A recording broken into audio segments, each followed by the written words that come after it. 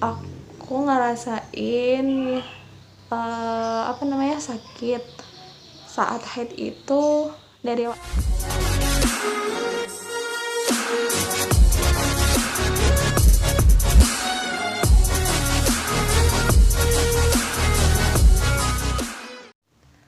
Assalamualaikum semuanya, welcome back my YouTube channel. Oke, perkenalkan, nama aku Ovia.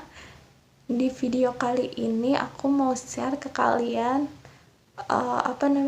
tentang penyakit aku sampai aku bisa hamil, yaitu kista endometriosis. Oke, buat kalian yang penasaran, tetap stay tune ya di YouTube aku. Pertama-tama, aku ngerasain sakit saat haid itu dari awal aku haid, dari SMP kira-kira. Nah, di situ aku bilang ke orang tua aku kalau haid sakit banget. Terus orang tua aku ngajakin aku periksa ke dokter kandungan. Nah, di situ aku di USG. Tapi kata dokternya itu emang hormonnya, nggak apa-apa gitu kan katanya. Terus ya udahlah. Tapi seiringnya waktu sakitnya itu semakin sakit. Sampai aku setiap haid itu harus beli obat penahan rasa sakit. Biar nggak kerasa sakit haidnya itu. Terus sampai aku menikah itu haidnya malah semakin sakit rasanya, sampai nggak kuat buat ngapa-ngapain gitu kan. Ya, pada suatu saat aku kan juga punya emah. Nah, itu kan aku kerasa sakit perut aku.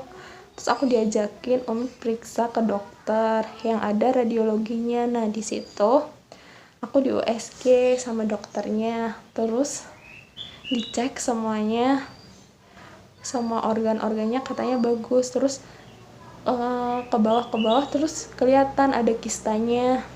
Terus sama dokternya disaranin untuk ke dokter kandungan.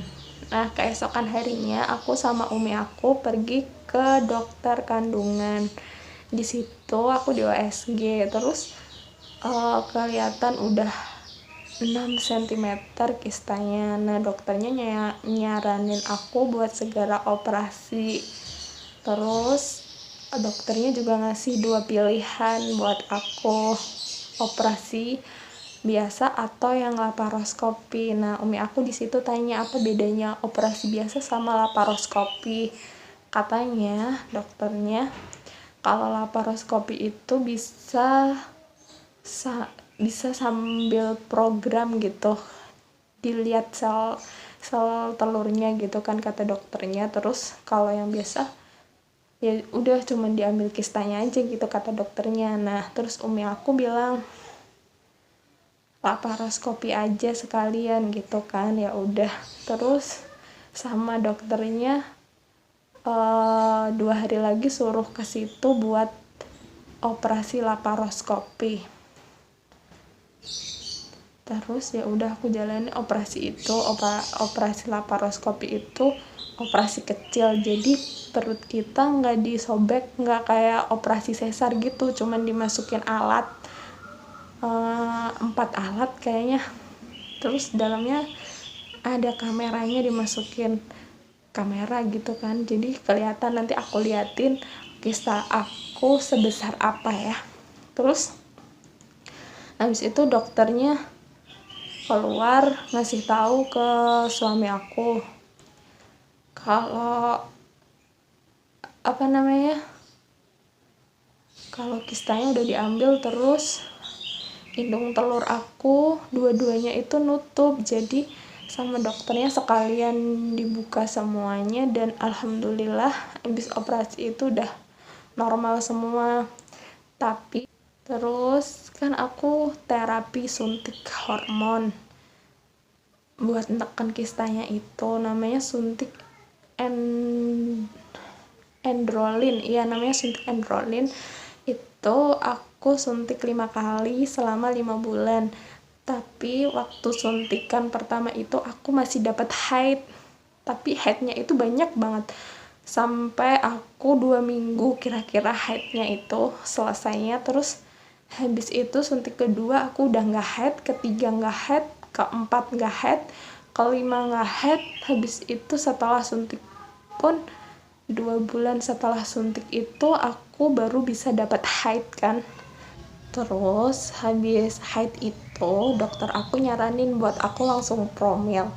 Nah tapi waktu itu bulan April itu udah ada pandemik ini kan, COVID-19 ini. Jadi aku nggak bisa balik. Dokter aku kan di Solo, sedangkan aku ikut suami aku di Tangerang gitu.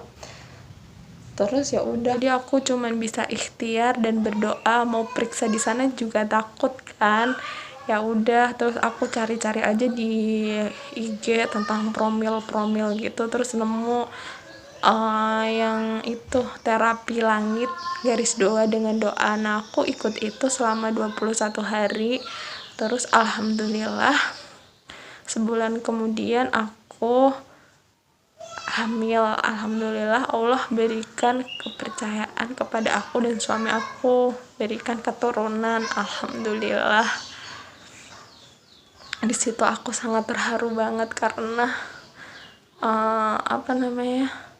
aku takut juga kalau kista aku numbuh lagi. Soalnya kata dokternya selama kita masih haid, kista itu masih bisa numbuh gitu.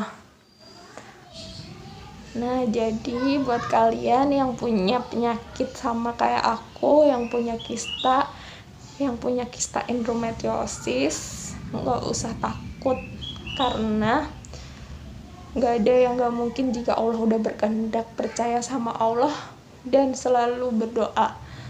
Semuanya pasti, nggak ada yang nggak mungkin, semuanya pasti bisa asalkan kita yakin sama Allah, banyakin doa, ikhtiar, banyakin sedekah, minta doa kepada orang tua kita, suami kita.